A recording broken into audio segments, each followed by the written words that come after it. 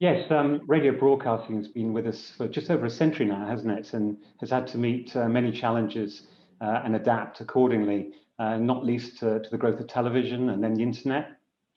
But it remains an important part of many people's lives, both here in the UK and across the world.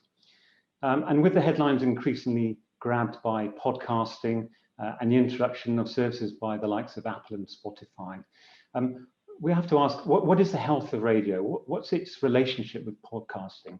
Effectively, where is radio going? We're lucky enough to have 4 of the best qualified people to tackle these questions, and we've only got 40 minutes. So let's crack on with introductions. My panelists, I wonder if you could each introduce yourselves, outline briefly the role of your organization in radio and podcasting, and perhaps Travis, you could start, please.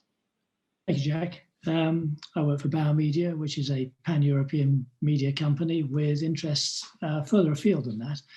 It's one of the leading radio broadcasters in Europe. We have operations in Poland, Slovakia, the Nordics, and significant business in the UK, which owns and operates stations such as KISS, Magic, and Absolute. My role is really as almost a minister without portfolio these days, but my background's in content production. I work with the company on content development, midterm strategy, and also with our external relationships, which is all around regulation and the environment, really, which is going to be encouraged for our sector and related audio sectors, which are emerging and clearly going to change a lot in the next 5 years. Indeed. Super. Thanks, Travis. Chris. Hi, my name's Chris Burns. I'm the head of local radio for the BBC. I look after, I'm the platform lead, if you like, for the 39 local radio stations across England. I'm also involved in helping to shape the overall audio strategy for BBC Radio. I've been in this post for just coming up to 2 years. Prior to that, I worked for many years in network radio, Radio 1, Radio 4, Radio 5, and indeed, prior to that, I also worked in commercial radio, which is where I started. So I think I am a bit of a radio geek. By the colour of my hair, you can tell I've been around for many years. Well, my hair is a similar colour, Chris, so don't worry too much on that score. Ian, perhaps you could just talk to us. Hello, everyone. My name is Ian O'Neill. I'm head of radio at DCMS, the Department for Culture, Media and Sport, which is the UK government department that looks after media and the creative industries. Like Chris, I've been around for a while. I started in the world of broadcasting and digital broadcasting in 2002 on TV with digital television and digital TV switchover. And I've been head of radio since 2013, but in between I had 5 glorious years working for London 2012 on the 2012 Olympic Games and Paralympic Games. That's great, thanks Ian. And then last but certainly not least, Steve, who's dialing in 5 hours behind us here in the UK from the east coast of the States, I think. Hi, I'm Steve Raizes. I'm the Senior Vice President for podcasting across ViacomCBS. That includes a portfolio of brands like Comedy Central, MTV, Showtime, Paramount Studios, Nickelodeon, CMT, CBS Entertainment, CBS Sports. So sort of a broad remit of properties. I've been in audio. I started Comedy Central about 18 years ago, and then with Comedy Central Records and Comedy Central Radio about 12 years ago, and then started podcasting about 6 years ago. So kind of an audiophile all my life, love the space, and also representing with the gray hair, which seems to be a unifying theme across this panel and highly appropriate given the current election situation in the US.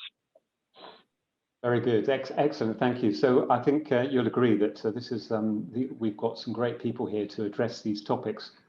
So let's start with the health of traditional broadcast radio. You know, how healthy is it after all these years? And after, well, particularly this year, the year of COVID, how has COVID changed things? Now, this is a big topic in itself, but maybe Travis, with your commercial radio perspective, you could talk to the health of radio and what's been going on in this year of COVID. Well, guess what I'm going to say?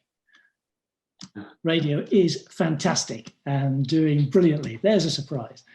But the truth of it is, I think in many respects in the data, I'll talk a bit about some of the UK scenarios over the last 9 months, but in so many markets in the world, radio is still a product that reaches 80, 90% of the population in any given week. And considering the disruption that has taken place to this sector over the last 50 years, television, breakfast television, proliferation of all sorts of other media, the development of the internet, the changing way people are consuming media in every possible context, different monetization, digital advertising markets going from 0 to 50 to 60%. The idea that commercial radio is around and flourishing, if anyone had said 50 years ago, this is what's going to happen, what do you think is going to happen to commercial radio? And I think radio more broadly, whatever the funding mechanism is, they'd say, oh, it probably won't survive.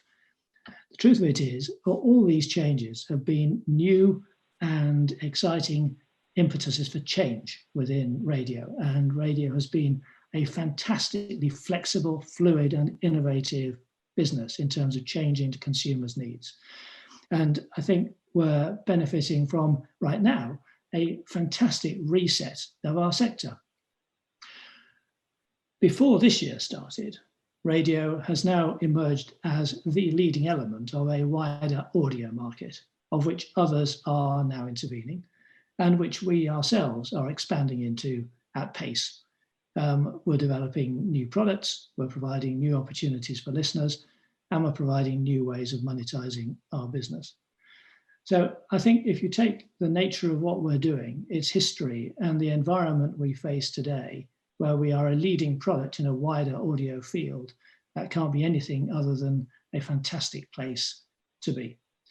I think the point about the last few months and COVID has been both opportunity and threat. I think as a branding level, I think radios have an opportunity of restating its purpose in a way which has been drawn from the way consumers have come to us to get honest news, accurate information, company through the day from people who are providing a sensible, considered view of the world around them.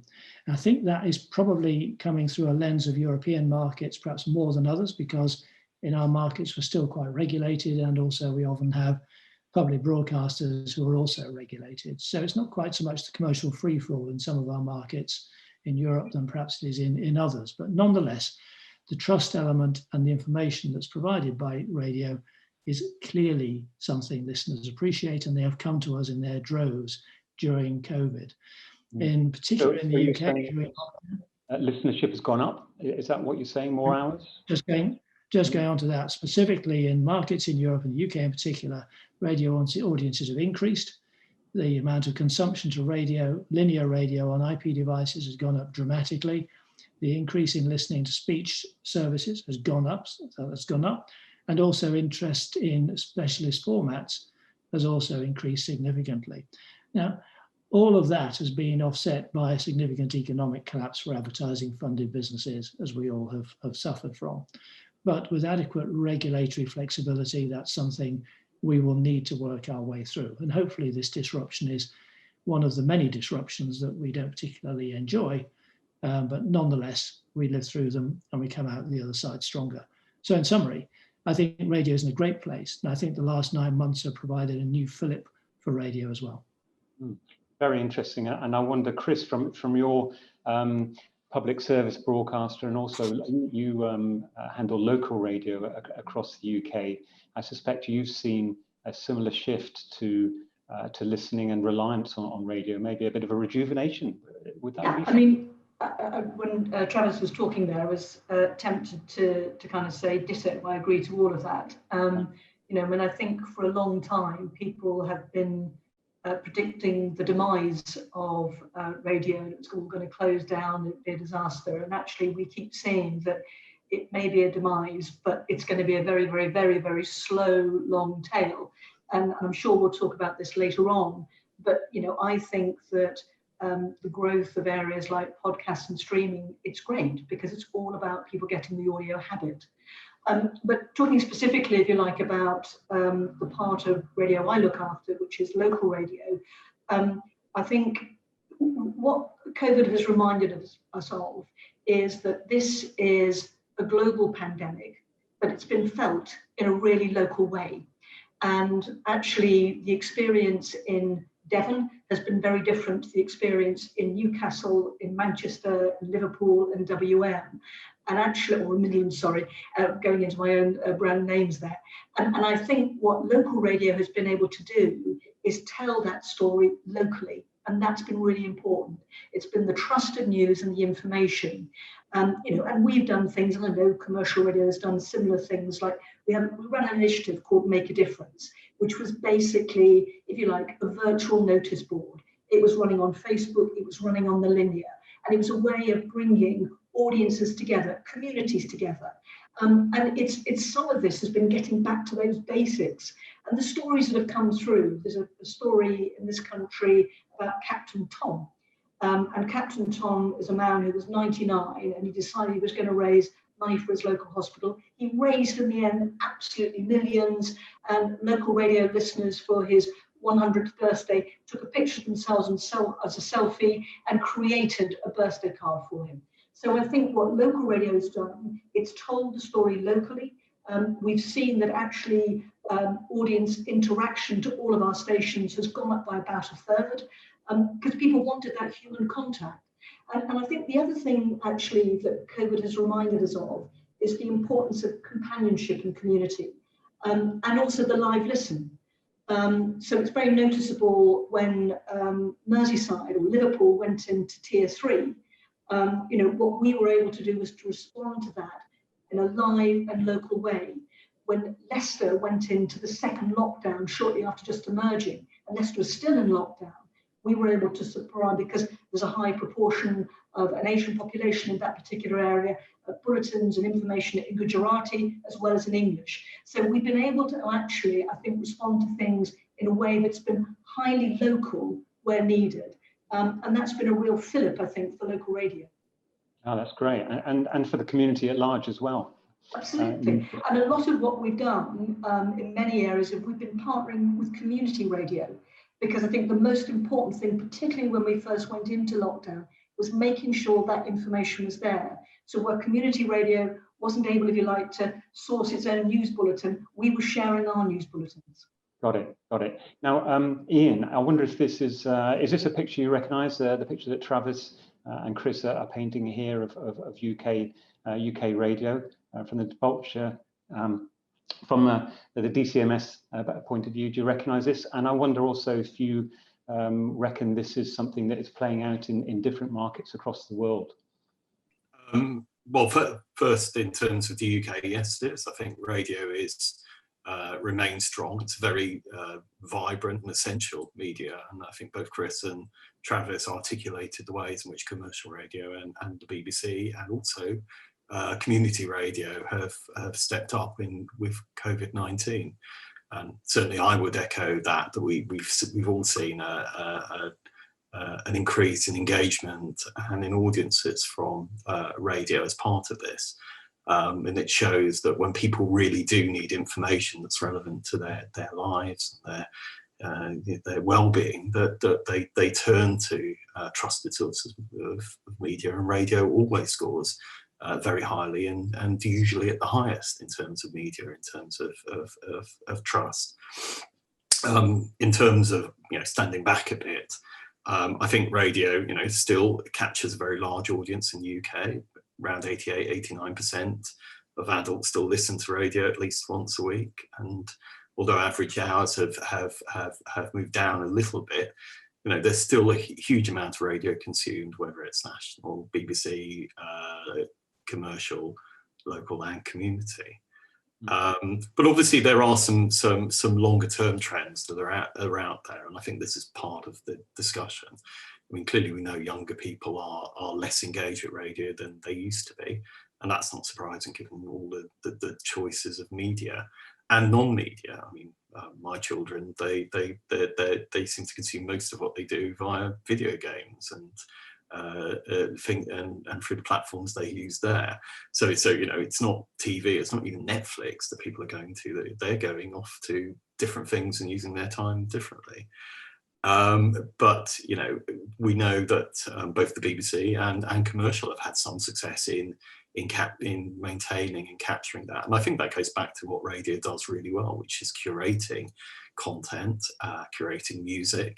And I think Chris is right. The podcast emergence is about radio being able to adapt itself and find new audiences, and hopefully that will lead to people coming back into radio, into speech radio, having experienced podcasting. We'll come back to podcasting very shortly. And Steve, from your perspective in the US, you've got obviously a different network of radio across the country there. Obviously, you're very, very regional, your different states, but also podcasting. That's very much where you're working through, isn't it? But from your observation of what's going on in the US, do you see a similarly thriving broadcast radio landscape? We do. I mean, I think similar to what the other panelists have noted, right? The top line would be, not dead yet, if in fact definitively thriving. Radio has an incredibly strong place historically within the US and continued growth. We see places like iHeartMedia that reaches 275 million people, Cumulus reaches 250 million people. These are massive numbers. And in many ways, I think as podcasters, we can be very myopic in terms of kind of ignoring the true scale there. As we continue to grow, I think there's something very interesting about the ability to take podcasts and move them through the radio broadcast system, whether it is terrestrial or satellite. And we've seen with iHeart, shows being able to 10x their audience just because they're not commingling yet. I think as technology continues to improve, as you see Bluetooth, as apps continue, those worlds will come together. I think we can all sometimes be a bit myopic in terms of kind of how we define stories and radio versus just audio, which is kind of a very interesting concept. And then finally, I would just note that, it's a very strong, and to Chris's point, right, the localization and the immediacy of radio is so powerful. And then listen to something I turned to last night during the election where there weren't any podcasts, right? And I wanted to kind of get in and understand. And I think that's a very interesting place. And even from a podcast component, how you can use, dynamic ad insertion or other areas to get that localization. But localization and intimacy and connection and the live phone line are so critical to people connecting and forming a community, which I think they do around radio and the assorted hosts. Sure, and maybe that's the point where we can start just to explore that relationship between podcasting and scheduled radio. Podcasting often kind of grabs the headlines. It's the new kid on the block, relatively speaking, compared to broadcast radio. But what is the relative kind of scale of each? Are they enemies, or is radio going to be the victim of this format over time? How do you characterize the interaction between podcasting and scheduled radio? A question for me? Yeah. Yes, Steve. Sorry. Do you want to press on with that and we'll explore it with the others? Absolutely. So, in the States, 44% of all audio is radio. 6% is podcast. And that 6% has grown from 2% in 2014 to 6% in 2020, right? So we're still a very far way off. And I truly believe that audio is audio, and that at the end of the day, we are trying to bring more people into the medium and grow the medium, and that and part of our strategy at ViacomCBS is content ubiquity, right? We want to make sure that we are reaching as many people as we can with the Daily Show, because we think the Daily Show is an amazing program and we want to get it out there. And part of that strategy is that we have it on our linear, and we have it on iHeart, and we have it as a podcast on Spotify, and then we're bringing it out to iHeart and putting that out through terrestrial. So, I think the more that we can collectively grow the pie, the better it'll be. We are seeing shifts in device usage. We're seeing, it used to be about 53% on non-digital and 47% on digital. That has shifted this year. We're now 55% digital and 45% non-digital, which is sort of the FM receivers, and the Sirius go to XM. So there is a bit of a shift, but I think with that shift, hopefully also comes growth and younger viewers or listeners. Sure, thanks. And we'll come on to devices perhaps a little bit more in a moment if we have time. But I'm interested to know with your podcasts, what goes well, what works well on a podcast and maybe not so well. What can we learn from your success or experiments in podcasting? I mean, in terms of what works for radio in translation? Type of content, yeah. Weekly works really well. Things that can have kind of a cadence in some way mirroring what you're seeing, at least kind of in domestic US radio. So we really look for sort of those weekly shows. And even there where we can have better kind of community and relationship based, right? I think what is so powerful on US radio is they are these 3 or 4 hour blocks of hosts that are talking and doing call-ins and that are really building this army of people around them. And so for us, as we move into radio, I think that sense of continuity and be able to keep the drumbeat and have people there, sort of the smaller kind of scripted fiction, which we love in podcast and is beautiful. And certainly I think in the UK, you guys have, we're still just learning from the amazing work you do. That is harder because it just kind of doesn't eventize as well. And it's kind of a little bit harder to find that audience.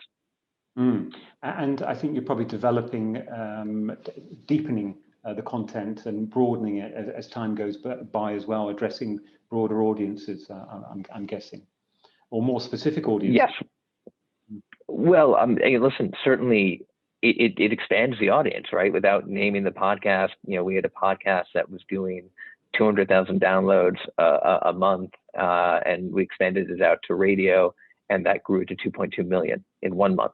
And that's because it's an entirely different audience that's connected. And I think there is an opportunity to flow that back and forth and to reach more people, but unquestionably, they are somewhat distinct audiences, but with similar tastes and a love for story and narrative and community and engagement, and even how we start to play the localization. So, my hope, perhaps in a Pollyannish manner, is that there's room for all of it, and that this is a collective growth that can kind of feed the renaissance of audio that we're seeing now. And I think that is what's really exciting, right? Is this proliferation of audio everywhere, and a very real interest. And I see Travis nodding furiously there. What's the story about podcasts and their relationship with commercial radio, Travis? Well, I love the renaissance of audio, which I was just writing down as being, well, I'll just turn that into ROI. I'll just change the last letter if you don't mind. I think Steve will know better. We're going to have to copyright that for ViacomCBS, but we'll talk about that. Steve will know better than I do. Over the time period he talked about, the economics of advertising support for podcasting in the US has gone from about zero to, as I understand it, a few $100 million a year of ad market now in 6 years.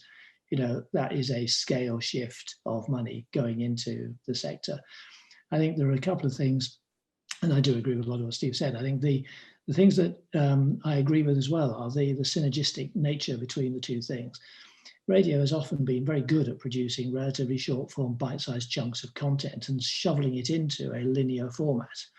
That's sort of what it does. And an amount of the mindset that goes on around coming out with podcasts, although the editorial thinking is different, is still the same idea of making a piece of content that can be packaged or can be made available on its own. For radio generally, it's put it in a linear format. Now, I think particularly for speech radio or some of the public service radio, particularly things like Radio 4, which Chris knows better than I, it's a very burdensome thing to have to produce unique content every day and keep doing that 365 days a year if you have a speech-based format which has intense production in it, such as programs around specific subjects, quizzes, drama, and all of that. If you make it as a podcast, and if you can create the economic model around that, not only is it available whenever someone wants it, which might work better than a linear offer, but it also has its own discrete advertising bundle tied in with it. And there is editorial freedom about the length of what that might be, and therefore the range of topics that particular activity can look at. So I think they are synergistic. I think podcasting is an expansion of radio as much as it's bringing new ideas back into radio. And I completely agree, as I said at the outset, this is an audio sector which is ubiquitous, and it has been for decades, and it's innovating. It's innovating from the established operators, and it's innovating from newcomers who are enabled by technology. And equally, and finally, it's democratizing too, because all of a sudden, almost anybody can have a voice really easily in audio. It's actually easier than doing it with video. And that, to my mind, is generally a good thing. It's a place where new talent, new ideas can evolve in a way that the audio sector overall would have found much more difficult in the past. Excellent. Ian, I wonder if you could maybe address a question which is about whether it really matters to radio broadcasters, whether their content is listened to in the traditional linear fashion, or maybe as catch-up or podcast. Does it really matter to broadcasters which way it happens, so long as it does happen? Well, you're asking me whether something matters to broadcasters, with some very eminent broadcasters here. I think the way I would tackle it is I think Steve is definitely on to something. I mean, podcasting its heart is just a way of transmitting content, packaging it up in a different way. But it does open content to a wider audience. I didn't listen to hardly any audio when the days many months ago I used to commute in on the London Underground into work, but I did listen to an awful lot of audio podcasting because it's very easy just to download that onto your mobile phone and listen to it at a time when you wouldn't be consuming any other audio. So I think it opens up the market, and that's the real potential. And I think for whether you're commercial or BBC, both who are moving in very strongly, it's an inevitable thing really because of that opportunity. But both sides are very, very good at this, and one of the strengths that the UK has is we've got a fantastic audio and radio sector. We've got a growing and dynamic independent production sector, which works on podcasts one day or live radio programs another day, or the same thing. And I think increasingly you'll find more content which will be designed for both in both formats. And so I see the potential there is, I don't think one capitalizes on the other. I think certain content, Steve was pointing out, works better on radio because it's a live medium, and that bit of content probably won't work a week later. And some of the stuff we're hearing today on the radio about Donald Trump in 2 weeks' time, we might not want to listen to that precise bit of content again.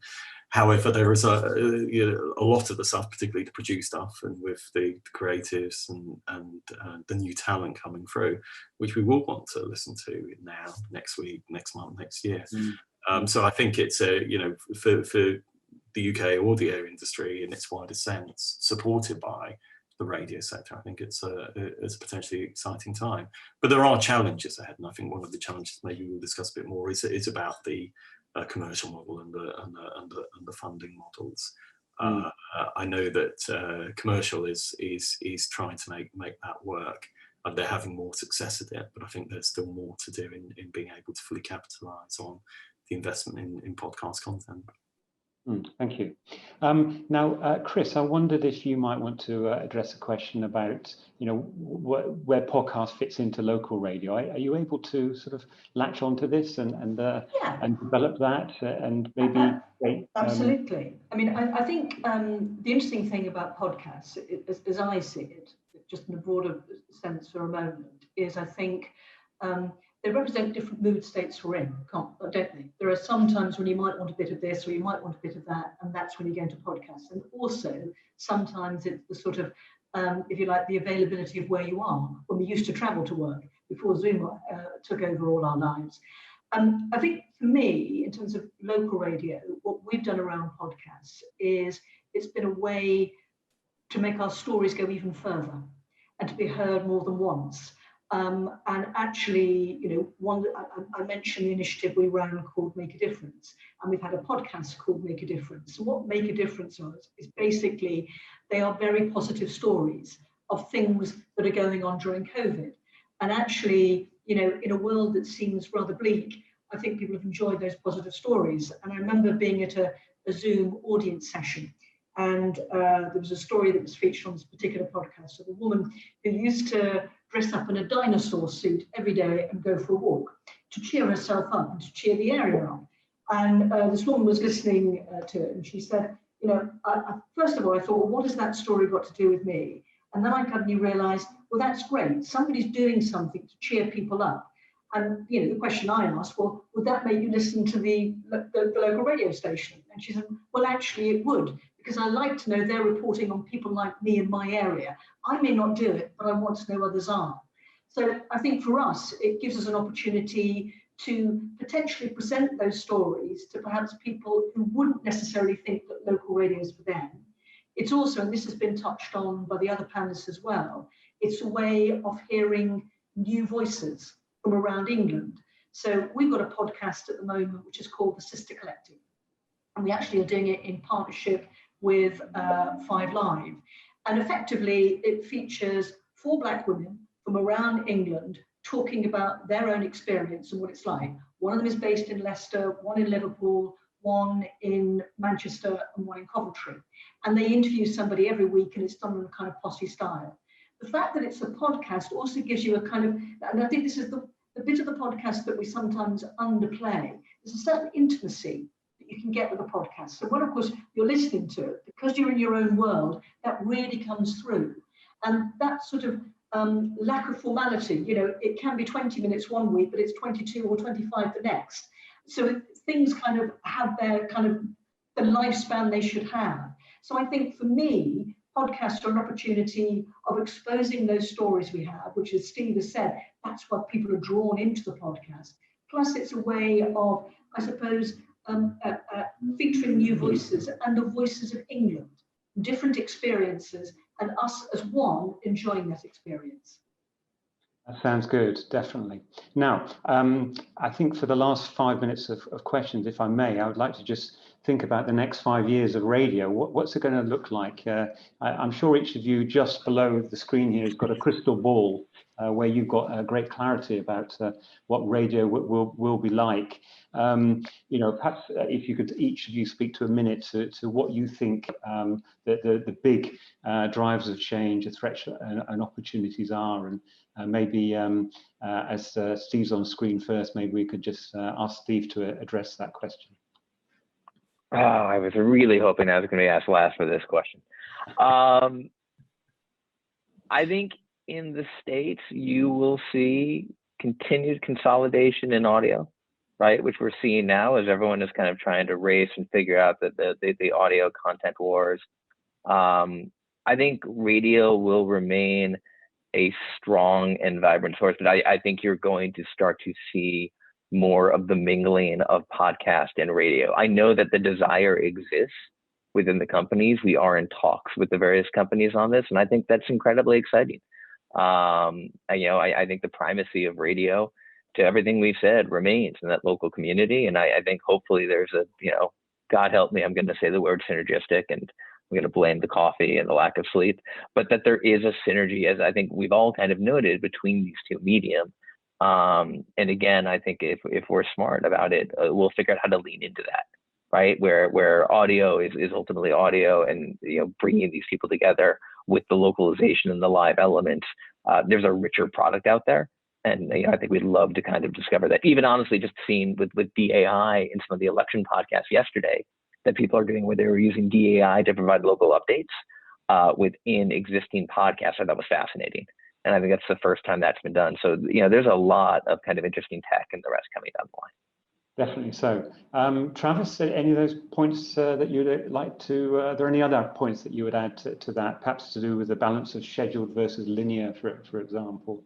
I think actually both will continue. I think Chris touched on the fact they deal with different mind states, and whether you're sort of leaning forward a bit or leaning back a bit, and, you know, what you're sort of curious about at that moment in time. But I think in general, I think there's one example I would like to give of a piece of research we did last year before we launched a radio station called Scala, which is a mixed format classical music station.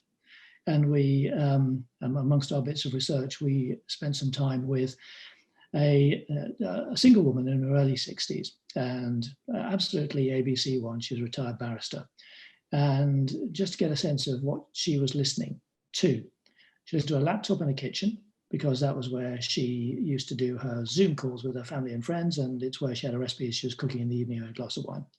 She had it on the TV in the sitting room because that was the best sound in the house. There was one with a sound bar in it, and she had a DAB alarm clock in her bedroom. And what did she listen to? Well, she predominantly listened to Radio 4, Classic FM, and KISS. And we asked her, will you listen to KISS because of your children? She said, no, I really listen to it when I'm doing something active around the house and I want some music to give me a bit of a boost. Now, I think all of this talks to the nature of the way consumers are engaging with radio in a way that's different, both through the technology and through the content. So what do I think? I think in the next 5 years, more consumption, new monetization models.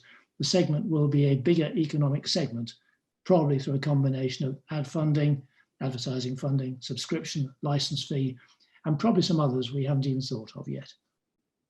That sounds good. Now I see Sarah's popping up in the corner of the screen there, which implies that we're running out of time. But Ian, have you got anything that you would like to add to this?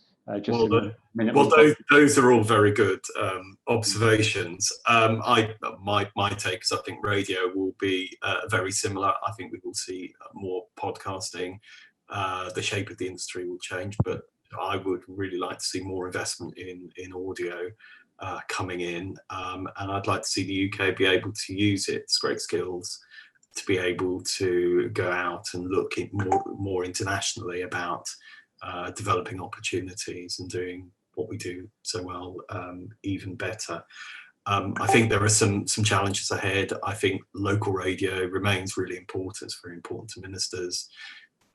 We have a strong commercial and BBC sector, and community radio is growing, but there are challenges with the model, and we're seeing that with COVID-19 with local advertising. And so I think one of the things in the next 5 years is to think about how we support and sustain local radio, which is a vital part of the medium. That's very good. Thank you, Ian.